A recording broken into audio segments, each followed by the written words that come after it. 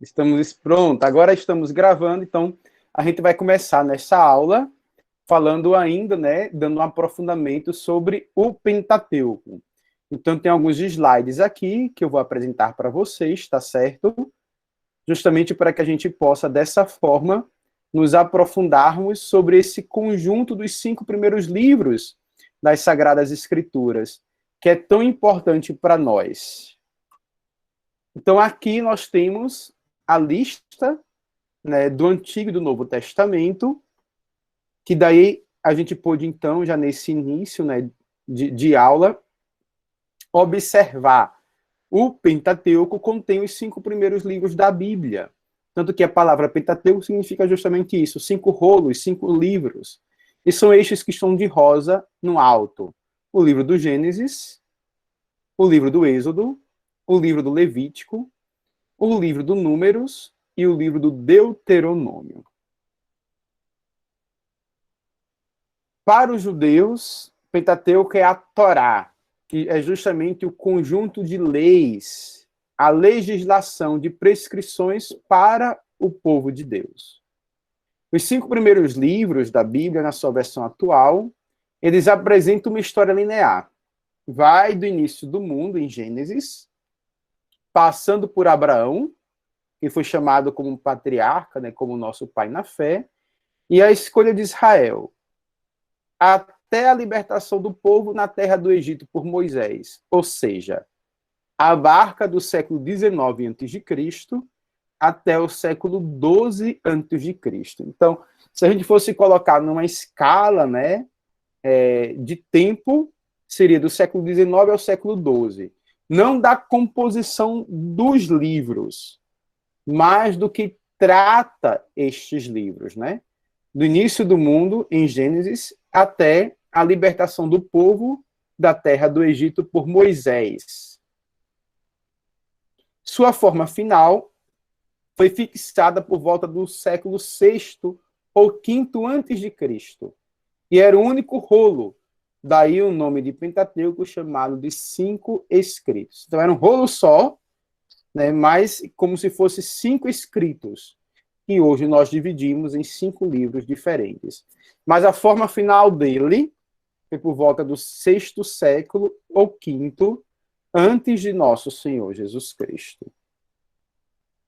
O Pentateuco, minha gente, é o resultado da fusão de 4 tradições, num conjunto mais ou menos harmonioso. O que são as tradições, Padre Rodrigo? Então, nós também podemos utilizar o termo fontes. Nós dizemos, o Pentateuco, a Torá, é baseada, foi feita a partir de 4 fontes. Mas hoje, os estudiosos preferem chamar mais de tradições. Até porque fonte também é um termo para se utilizar com tudo aquilo que era documental, que eles tiveram acesso para poder escrever. Então, o que eram essas tradições?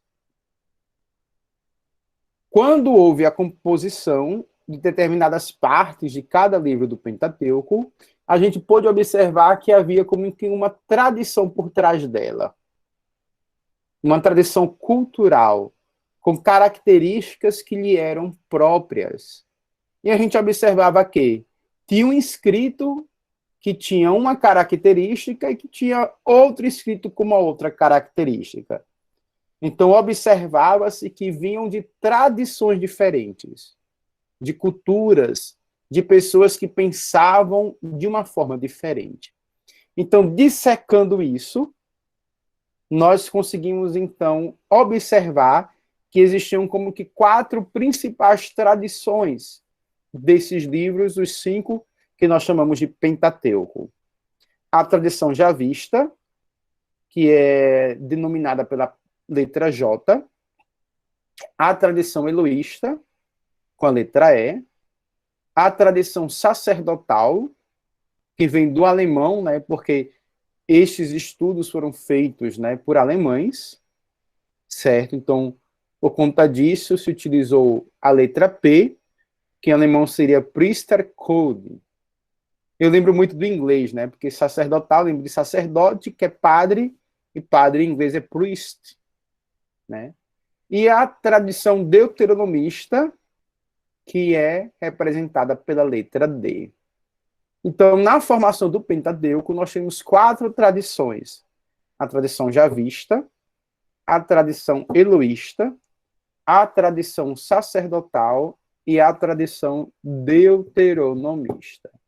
Essas tradições, elas perpassam os 5 primeiros livros das Sagradas Escrituras, que nós chamamos de Pentateuco. E o Pentateuco todo é o resultado da fusão dessas 4 tradições.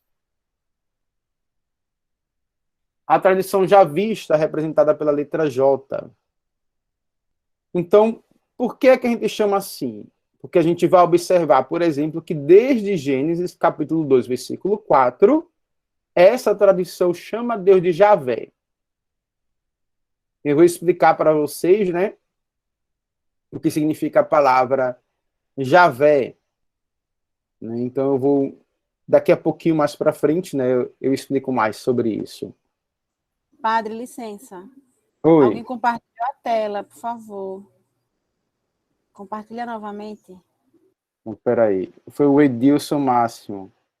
Espera aí.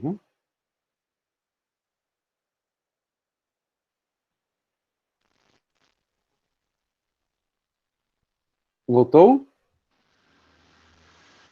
Sim. Pronto. Então, desde Gênesis capítulo 2, versículo 4, nós observamos que chama, então, essa tradição, chama Deus de Javé.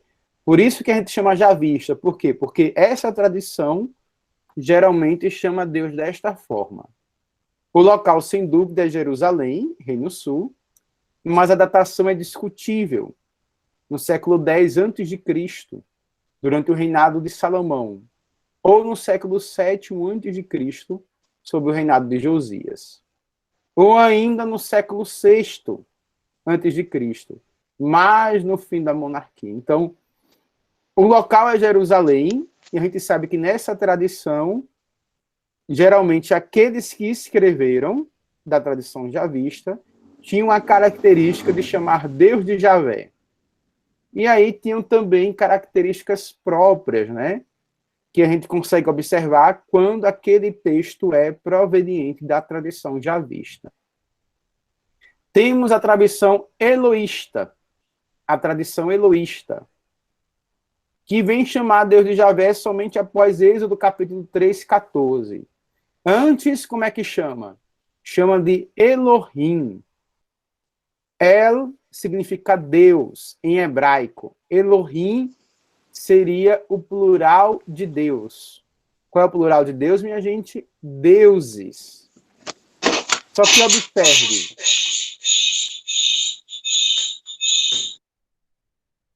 Observe que no início, por exemplo, né, tem Elohim criou a terra, o céu. E aí a gente diz assim, Deus criou? Como é que isso é possível? Falando de Deus. Aí nós entendemos que é como se fosse um plural majestático. Já seria uma referência à Santíssima Trindade. Essa é a interpretação dos cristãos, né? Em relação a esse termo Elohim, que significa deuses, né? Então, por exemplo, Gabriel, Miguel, Rafael. Então, Miguel, quem como Deus? Deus é El no final. Né? Rafael, cura de Deus. Né? Então, El, Deus. Então, toda palavra, todo nome próprio que tem El no final significa Deus. Então, Elohim, plural, deuses. Essa tradição está entre os séculos IX e VIII a.C., no Reino Norte. Aí nós temos a tradição sacerdotal, que se preocupa principalmente com aspectos rituais, durante o exílio na Babilônia e pouco depois, né? Então, essa tradição sacerdotal, por exemplo, é a que a gente vê mais presente no livro do Levítico, porque é cheio de prescrições rituais. Aí vem, então, a tradição deuteronomista. Então, a tradição deuteronomista compôs o livro do Deuteronômio com introdução para a obra historiográfica que vinha a seguir, obra histórica deuteronomista. Vários extratos redacionais refletindo os vários momentos da história de Israel, período assírio, período babilônico, exílio e período persa. Então, essa tradição compôs o livro do Deuteronômio. Mas aqui muitos estudiosos colocam como sendo uma introdução para os livros que vinham posteriormente. Tanto que há algo muito interessante. Pentateuco vai do Gênesis ao livro do Deuteronômio. Então, desde a origem do mundo até a libertação do povo de Deus, do Egito, para a Terra Prometida. Só que, no livro do Deuteronômio, que é o último livro do Pentateuco, não narra a entrada do povo de Deus na Terra Prometida. Então, como é que pode? Se falou tanto sobre a Terra Prometida, e nesse conjunto de livros, o Pentateuco, não mostra o final, que é o cumprimento da promessa, a gente vai encontrar isso onde, minha gente? No livro que vem depois do Deuteronômio, que é qual livro? O livro de Josué. Aí é por isso que alguns estudiosos colocam que o Deuteronômio ele não encerra o Pentateuco, mas ele é como se fosse uma introdução para os livros que vêm depois dele, certo? Então, dessas tradições, o que é que nós vimos aí? Cada uma delas reflete um período histórico e uma ideologia religiosa. Nenhuma delas tem a intenção de escrever um relato jornalístico, e sim teológica, um relato teológico, né, catequético, desde as origens até as vésperas da entrada na Terra Prometida. Então, essas tradições deram fruto aos escritos, são os responsáveis pelos escritos, mas não era o objetivo de fazer uma crônica, um texto jornalístico, mas sim um movimento teológico. Certo? Falando aqui um pouco sobre a questão dos nomes, né? Javista, que vem de Javé. Na verdade, o nome Javé é composto por 4 consoantes. I, H, W, H. Como I para a gente aqui é vogal, muitas vezes a gente traduz para o português como fosse o J, né? Mas transliterando do hebraico para o português seriam essas 4 letras. I, H, W, H. O hebraico, ele não tem vogais, somente consoantes. Então, houve um povo chamado povo Massoreta que colocaram sinais, que nós chamamos de sinais massoréticos, como se fossem pontinhos. Para quê? Para vocalizar, para ficar mais fácil quando as pessoas vissem aquelas letras, com aqueles pontinhos que significam vogais, dizerem as palavras. Aí ficou justamente, colocaram os pontinhos significando o A e o E, aí ficou I-A-Vé. O Iavé, aportuguesando mais, foi traduzido como Javé. Certo? Esse conjunto de 4 letras nós chamamos de tetragrama sagrado. Tetragrama sagrado, ou seja, as 4 letras, as 4 consoantes que são consideradas sagradas, que significa o nome de quem? De Deus Pai. Quando Moisés perguntou, qual é o teu nome? Me mandas ir para... Edilson voltou a apresentar.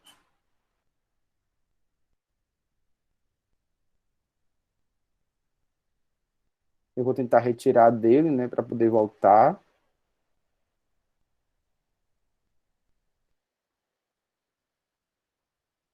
Deixa eu ver aqui, pronto.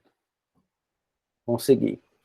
Então, assim, Essas 4 letras, chamam tetragrama sagrado, elas foram ditas quando? Quando Moisés perguntou, né? Olha, me mandas ir até o faraó para libertar o povo do Egito. Quando ele perguntar sobre o teu nome, o que é que eu vou dizer? Aí Deus falou, eu sou. Diga assim, eu sou é quem está enviando você para libertar o meu povo. Eu sou é justamente Javé. Iavé, essas 4 letras sagradas. Só que daí a gente não pronuncia. Primeiro pela dificuldade, porque não tem as vogais. Segundo, pelo respeito do nome santo de Deus. Então, os judeus, por esse respeito ao nome, a essas 4 consoantes, ao tetragrama sagrado, os judeus, então, começaram a substituir o nome de Javé por qual? Pelo Adonai, que significa Senhor. Então, todas as vezes que você vê a palavra, por exemplo, Javé ou Iavé na Bíblia, você não deve ler. Você deve ler como Senhor. Senhor. Aí eles começaram a fazer isso. Nós temos um grupo que chamamos de Testemunhas de Jeová, que traduziram o nome de Deus de uma forma errada. Pegaram as consoantes da palavra Adonai, colocaram no tetragrama sagrado, e aí ficou Ieová, ou Jeová. Só que é uma tradução errada do nome de Deus. Certo? Então, Javé vem de Iavé, que vem desse tetragrama sagrado, que significa eu sou. Aí eu explico para o povo, explico muito isso na minha paróquia. Por que chama assim eu sou? Aí eu digo, é porque Deus ele queria dizer para a gente que mais do que era, ou seja, o Deus no passado, mais do que serei, ou seja, o Deus no futuro, eu sou. Eu sou o Deus que age no presente. No presente. Então, nós vimos agora, nesse início de aula, que o Pentateuco ele foi formado por 4 tradições, que inclusive chegaram a se unir. A tradição javista, que chamava Deus de Javé, eloísta, que chamava Deus de Elohim, deuses, no plural, plural majestático. A tradição sacerdotal, pela letra P, que era preocupado com a parte ritual dos cultos, e a tradição do Deuteronômio, que influenciou inclusive os livros posteriores. E aí, alguns estudiosos também disseram que houve uma mescla entre tradições. A tradição javista e eloísta daria a tradição geoísta, por exemplo, que seria, em alguns momentos das Sagradas Escrituras, nós temos relatos dessas duas tradições. Tá certo? Agora eu vou para a legislação de Israel. Algumas pessoas já estão fazendo perguntas, mas aí no final da apresentação, porque a gente está gravando, aí eu vou parar para responder algumas perguntas, né? Alguém disse, padre, existe um santo bastante antigo que tem na letra, Deus do universo, o Senhor Javé. Logo errado, isso mesmo. Então, esse santo que a gente canta na missa, ele não deveria cantar, por quê? Porque a gente não deve pronunciar o nome de Javé. Né? Até o Papa Bento XVI, ele pediu, né, que em respeito aos nossos irmãos judeus, que colocava o nome de Deus como impronunciável, a gente deveria sempre, em vez de dizer o nome de Deus, substituir pelo termo Senhor. Certo? Então, agora nós vamos ver a legislação de Israel e do Deuteronômio. O livro, claro, do Deuteronômio. Vou colocar agora a apresentação para vocês.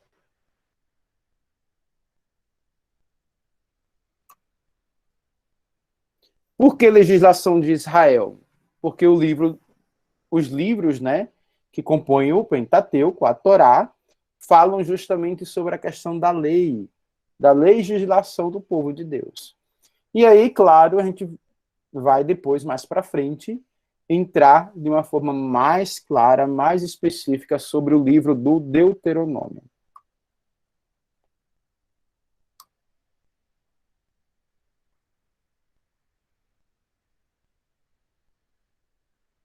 Então, legislação de Israel, do Êxodo ao Deuteronômio.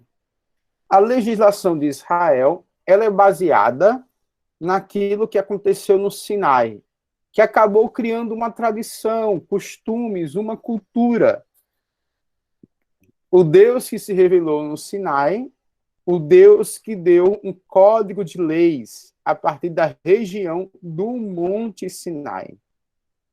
Nós vamos encontrar em Êxodo, capítulo 19, dos versículos 23 até o capítulo 40, dos versículos ao versículo 38. Também no livro do Levítico, também no livro de Números, capítulo 1, versículo 1, ao capítulo 10, versículo 10, e o próprio livro do Deuteronômio. Então, estes livros, do Êxodo ao Deuteronômio, ou seja, Êxodo, esta parte, 19 a 40, o livro todo do Levítico, os 10 primeiros capítulos de Números e o livro do Deuteronômio, contém o quê? Essa tradição bebida no Monte Sinai, que fez com que surgisse uma legislação para o povo de Deus, para o povo de Israel. As origens desta tradição dizem que, em meio à caminhada pelo deserto, Moisés recebe a lei da parte de Deus para transmiti-la ao povo no Monte Sinai. Então, aqui a gente já pode observar, a partir dessa última frase, a importância do profeta Moisés. Quem foi Moisés? Ele foi, digamos, um legislador. Ele, como um profeta escolhido por Deus, recebeu a lei da parte de Deus e transmitiu ao povo. Então, a estrutura do povo de Israel, do povo escolhido, em termos de códigos, de prescrições, de legislação, tudo isso se deve a quem? A Moisés. Por isso, os judeus chamam Moisés de o profeta. Então, ele é de suma importância. É o grande legislador de Israel. Se nós fôssemos considerar alguém como fundador da religião dos judeus, do povo de Israel, quem seria este? Moisés.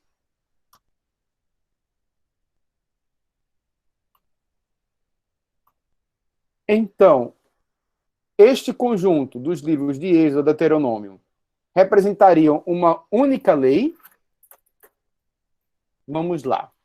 Os livros do Êxodo ao Deuteronômio reúnem diversas coleções de leis, algumas muito antigas e outras preservadas e escritas no decorrer da história do povo de Israel. Então, na verdade, são diversas leis, diversas coleções de leis que nós vamos encontrar desde o livro do Êxodo até o livro do Deuteronômio. Portanto, nós temos um conjunto diverso de instruções variadas que servem para quê? Para a vida cotidiana, para a vida litúrgica, para a vida comunitária e social do povo de Israel. Então, essas instruções influenciavam tudo. Não somente a parte cultica, ou seja, de oração, a parte de liturgia, a parte assim de louvor a Deus, mas também as regras sociais em relação a mim e o outro. A convivência em comunidade. Então é muito bonito isso, né? Um Deus que inclusive se preocupa, né, com as nossas relações interpessoais uns para com os outros. Então esse conjunto é um conjunto de instruções para tudo isso. para a vida cotidiana, litúrgica, comunitária e social do povo de Israel. A divisão literária do bloco do Êxodo, dos capítulos 19 a 40, mostra um conjunto de prescrições e instruções diversificadas. Dessas prescrições, vamos estudar o quê? O Decálogo, o Código da Aliança e o Código da Santidade. Então, nós temos várias coleções de leis, vários conjuntos, né? Mas, infelizmente, nosso curso não dá para a gente estudar todas elas. Tem que focar, né? Então, vamos estudar as mais importantes, aquelas que são as, vamos dizer, né, mais salientes desse conjunto do livro do Êxodo e Deuteronômio, que são quais? O Decálogo, o Código da Aliança e o Código da Santidade.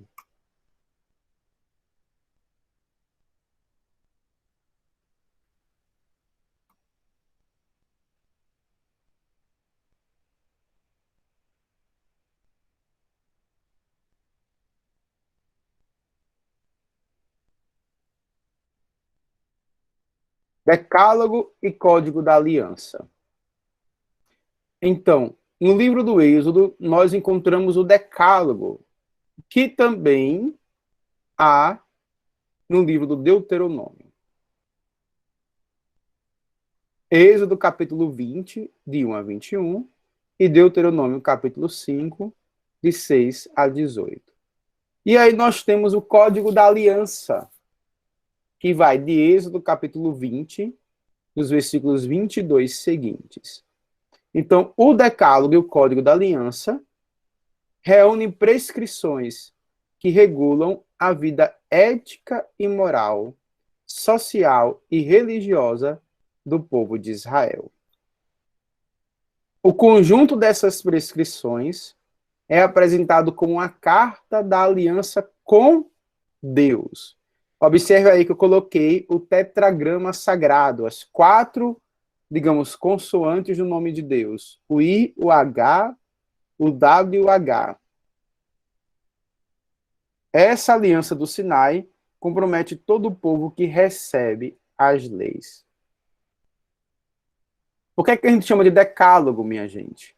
Porque decálogo significa 10 palavras, traduzidas como 10 mandamentos, inscritas nas tábuas dos Sinais, e que são apresentadas 2 vezes, em Êxodo 20 e Deuteronômio, capítulo 5. Vamos abrir agora a Bíblia, a palavra de Deus, né? Em Êxodo, capítulo 20, de 1 a 21.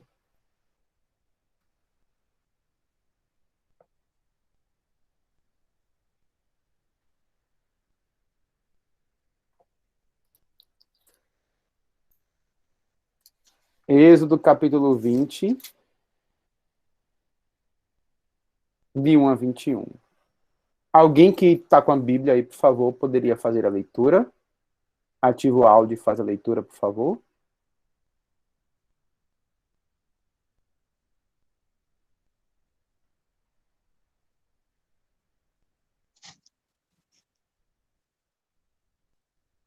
Então Deus pronunciou todas estas palavras: Eu sou o Senhor teu Deus, que te fez sair do Egito da casa da servidão. Não terás outros deuses diante de minha face. Não farás para ti escultura, nem figura alguma do que está em cima, nos céus ou embaixo, sobre a terra, ou nas águas, debaixo da terra. Não te prostrarás diante delas, e não lhes prestarás culto. Eu sou o Senhor teu Deus, um Deus zeloso, que vingo a iniquidade dos pais nos filhos, nos netos, nos bisnetos, daqueles que me odeiam, mas uso de misericórdia até a 1000ª geração com aqueles que me amam e guardam os meus mandamentos. Para ler todo, padre. Sim, até o 21. Não pronunciarás o nome do Senhor teu Deus, em prova de falsidade, porque o Senhor não deixa impune aquele que pronuncia o seu nome em favor do erro. Lembra-te de santificar o dia de sábado. Trabalharás durante 6 dias e farás toda a tua obra. Mas no 7º dia, que é um repouso em honra do Senhor teu Deus, não farás trabalho algum, nem tu, nem teu filho, nem tua filha, nem teu servo, nem tua serva, nem teu animal, nem o estrangeiro que está dentro de teus muros. Porque em 6 dias o Senhor fez o céu, a terra, o mar e tudo que neles há, e repousou no 7º dia. E por isso o Senhor abençoou o dia de sábado e o consagrou. Honra teu pai, tua mãe, para que teus dias se prolonguem sobre a terra que te dá o Senhor, teu Deus. Não matarás, não cometerás adultério, não furtarás. Não levantarás falso testemunho contra teu próximo. Não cobiçarás a casa do teu próximo. Não cobiçarás a mulher do teu próximo, nem seu escravo, nem sua escrava, nem seu boi, nem seu jumento, nem nada do que lhe pertence. Diante dos trovões, das chamas, da voz da trombeta e do monte que fumega, o povo tremia e conservava-se à distância. E disseram a Moisés: fala-nos tu mesmo, e tu ouviremos, e te ouviremos. Mas não nos fale, Deus, para que não morramos. Moisés respondeu-lhes: não temas, porque é para vos provar que Deus veio e para que o seu temor, sempre presente aos vossos olhos, vós preserve de pecar. E o povo conservou-se à distância, enquanto Moisés se aproximava da nuvem onde se encontrava Deus. Pronto, então aí observem que nós temos o que ficou conhecido na história como os 10 mandamentos, ou seja, o decálogo, as 10 palavras que foram escritas nas tábuas lá no Monte Sinai, dado por Deus a Moisés para que transmitisse ao seu povo.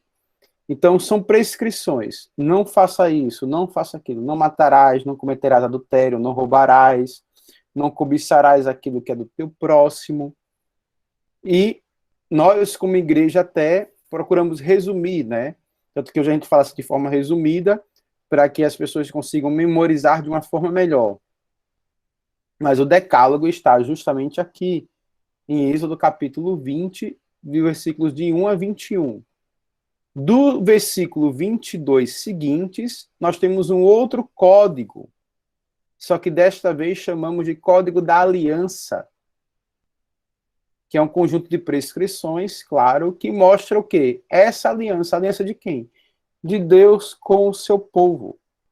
E aí nós vamos ter dos versículos de 22, nesse mesmo capítulo de Êxodo 20, o Código da Aliança. Quem é que poderia ler, né, pelo menos alguns versículos? Uma outra pessoa.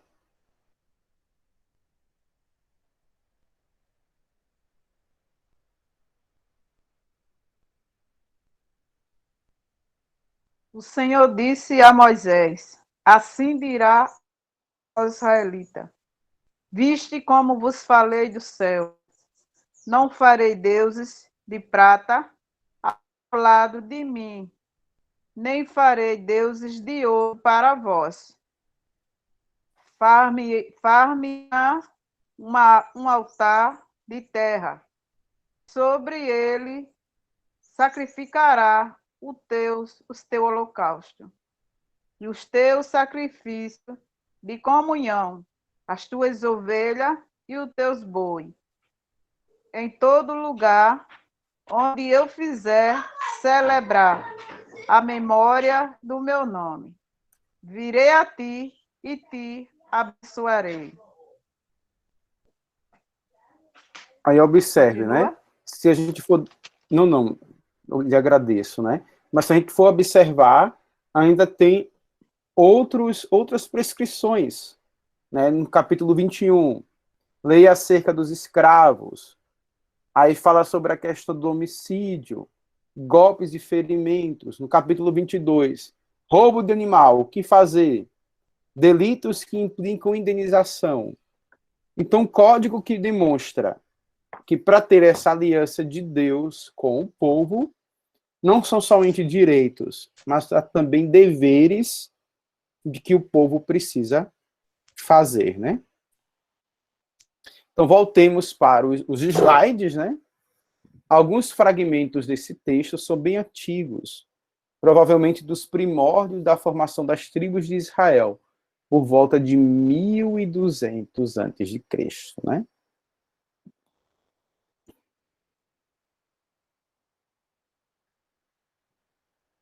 O Código da Aliança é uma composição de sentenças jurídicas resultante de um processo de elaboração complexo. Data dos primeiros séculos da monarquia davídica, ou seja, né, na época em que Davi era rei. Sua incorporação no contexto narrativo do Êxodo, em que marca o momento da aliança de Deus com o povo hebreu no Monte Sinai, pode ser visto como um ato de autorização canônica. Ou seja, é de uma data, digamos, posterior, quando o povo de Deus já vivia numa monarquia, né? Começou com Saul, depois veio Davi, depois veio Salomão. Então era na época de Davi. E aí foi incorporado depois ao livro do Êxodo. Para quê? Para mostrar que para se haver esta aliança de Deus com o povo, era necessário, então, cumprir com essas prescrições jurídicas, como a gente viu, né? O Código de Aliança é considerado a legislação mais antiga do povo de Israel.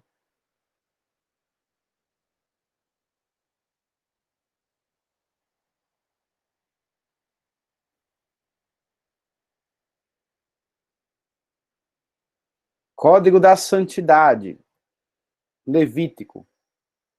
Então, a divisão geral do livro do Levítico mostra 4 grupos de leis e mais um apêndice. Então, quando a gente pega o livro do Levítico, a gente pode fazer essa divisão aí, que tem estas leis mais um apêndice, uma parte a mais, né? Então, dos capítulos 1 a 7, leis sobre os sacrifícios. Dos capítulos de 8 a 10, lei dos sacerdotes. Dos capítulos 11 a 16, lei da pureza. Dos capítulos 17 a 26, lei da santidade, código da santidade. Né? E, no capítulo 27, o apêndice. Então, são 4 grupos de leis, só que nós podemos dizer que a mais importante seria o código da santidade, que vai do capítulo 17 ao capítulo 26.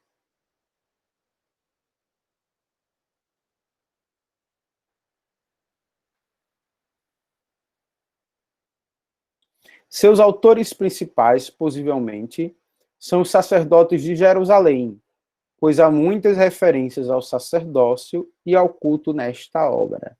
Aí nós lembramos de uma das tradições, que é a tradição sacerdotal, denominada pela letra P do alemão Priestercode.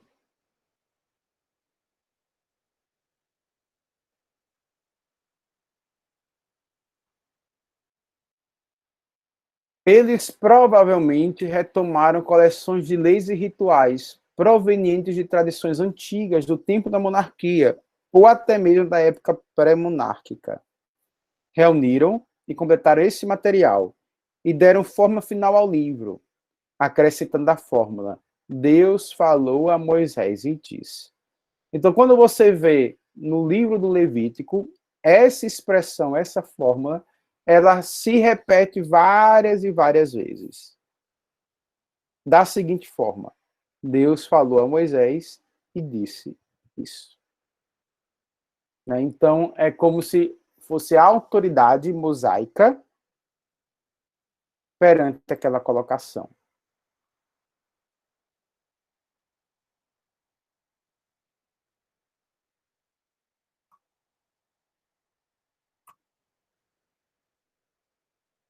Aqui nós temos uma imagem, né, dos levitas. Observem as vestes rituais, o incenso, né? Chamam levitas por quê? Porque é da tribo de Levi. É dentro do livro do Levítico que nós temos o Código da Santidade, dos capítulos 17 a 26. Esse código, por que ele é chamado assim?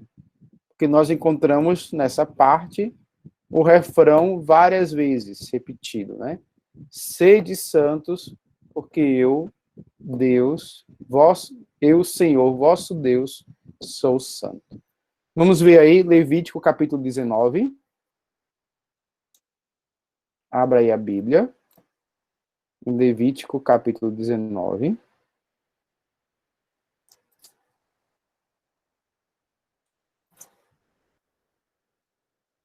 Quem pode ler do versículo 1 em diante. Vamos ver aí, capítulo 19. Uma pessoa pode ler.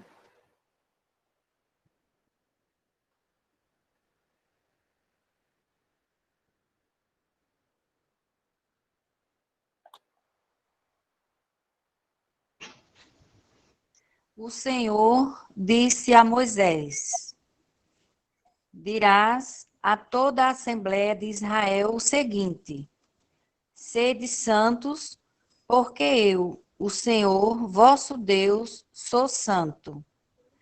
Cada um de vós respeite a sua mãe e o seu pai, e guarde os meus sábados. Eu sou o Senhor vosso Deus. Não vos volteis para os ídolos, e não façais para vós deuses de metal fundido. Eu sou o Senhor vosso Deus.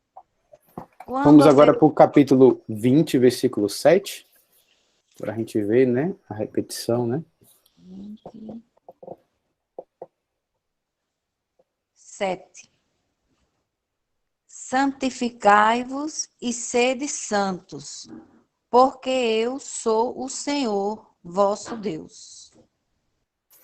Aí vamos nesse mesmo capítulo, né, do versículo 22 em diante.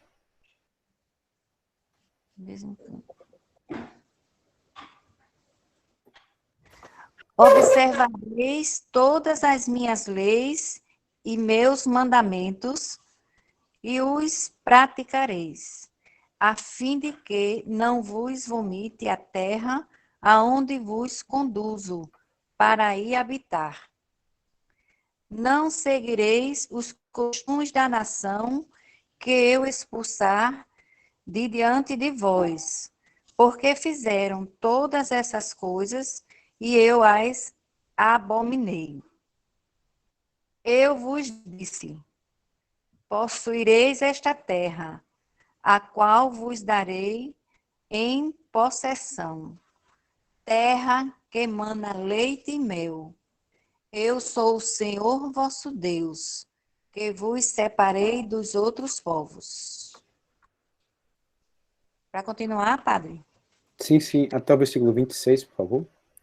Fareis a distinção entre animais puros e impuros, entre as aves puras e impuras, e não vos torneis abomináveis por causa de animais, de aves ou de animais que se arrastam sobre a terra, como vos ensinei a distinguir como impuros. Sereis para mim santos, porque eu, o Senhor, sou santo, e vos separei dos outros povos, para que sejais meus. Então, observe que nesse código da santidade, obrigado, então, viu, pela leitura. Então, repete-se a expressão, né? Sede santos, porque eu, vosso Deus, sou santo. E se a gente for passando, né, capítulo 21, fala sobre a santidade do sacerdócio, depois sobre o sumo sacerdote. No capítulo 22, a santidade na participação das ofertas sagradas. Contempla aqueles que não são sacerdotes, que são os leigos, né? os animais sacrificados. No capítulo 23, os rituais das festas do ano, o sábado, a Páscoa, a festa dos ázimos, a festa das semanas, o primeiro feixe, né? O primeiro dia do 7º mês, a festa das tendas, né? Então, tudo isso dentro do código da santidade. Vamos voltar agora para os slides, certo?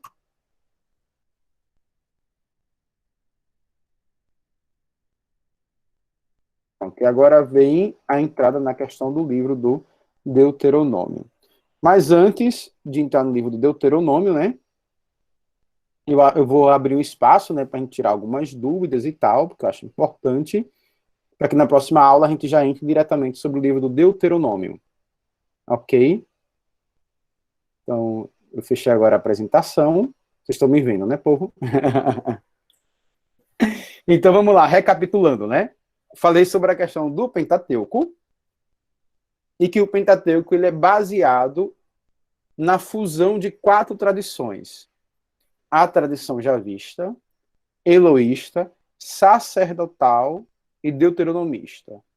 Javista, porque a característica principal é o nome de Deus como Javé. Eloísta, chamam Deus como Elohim, que significa deuses no plural, né? Deus no plural, deuses. Sacerdotal, porque fala da parte do sacerdócio, do culto, do templo. E Deuteronômio, porque a partir da recapitulação da lei, vai influenciar os outros livros, essa tradição deuteronomista, né? A gente vai também estudar bastante sobre ela, né? Depois que a gente estudar o livro do Deuteronômio, nós vamos estudar mais sobre essa questão da influência dele nos outros livros. Estas 4 tradições, elas às vezes se fundem, como, por exemplo, a tradição javista com a eloísta, que daria a tradição geoísta, né? Então, são estudos que tentam demonstrar a forma como foram escritos os 5 primeiros livros do Antigo Testamento, chamado de Pentateuco ou de Torá. O que é saliente nestes 5 primeiros livros? É justamente o conjunto de leis, as diversas coleções de leis que ali existem. E aí nós falamos sobre a legislação do povo de Israel. Esse conjunto de leis vai do livro do Êxodo ao livro do Deuteronômio. Partes do livro do Êxodo, o livro do Levítico por completo, partes do livro do Números e o livro de Deuteronômio por completo. E trata de quê? Da vida cotidiana, da liturgia, do culto, da vida social, justamente fazendo com que o povo de Israel se estabelecesse como uma nação que tinha regras, que tinham leis. Desses conjuntos de leis, dessas diversas coleções, quais seriam as 3 mais importantes? Decálogo, que são os 10 mandamentos, as 10 palavras, o Código da Aliança e o Código da Santidade. E essas 3, junto com os outros, foram dadas a Deus por Moisés na região do Monte Sinai. Por isso que nós chamamos de tradição também bebida ali no Monte Sinai. Quem foi o grande legislador do povo de Israel, que nós poderíamos considerar como o fundador da religião dos judeus? O profeta Moisés. Por quê? Porque ele veio justamente, ele recebeu de Deus estas leis e as transmitiu para o povo. Então é justamente a questão da legislação. E aí o povo tem que procurar, claro, né, não somente beber dos seus direitos, mas saber que tem deveres. E assim, desta forma, procurar ser fiel a Deus. Então, o decálogo, nós vimos, né? Significa justamente essas 10 palavras E a gente vai encontrar o Decálogo em 2 livros, em Êxodo 20 e em Deuteronômio capítulo 5. E aí vamos encontrar o Código da Aliança no capítulo 20 também do livro do Êxodo, mas nos versículos 22 em diante. Todas essas prescrições que falam da aliança de Deus para com o povo e o que o povo deveria fazer para ficar firme nesta aliança. Certo? O Código da Santidade nós já encontramos no livro do Levítico, que vai dos capítulos 17 ao capítulo 26. Há outros códigos, outras leis no livro do Levítico, sim, mas nós poderíamos dizer que esta que se sobressai, que é a mais importante. Então, quando nós pensamos no Pentateuco, nós pensamos em quê? Em leis, em legislação. Nós pensamos em códigos, em prescrições. Aquilo que quem é de Deus deve procurar fazer. Certo? Então vamos agora às perguntas, né? E na próxima aula, aí eu já entro no livro do Deuteronômio.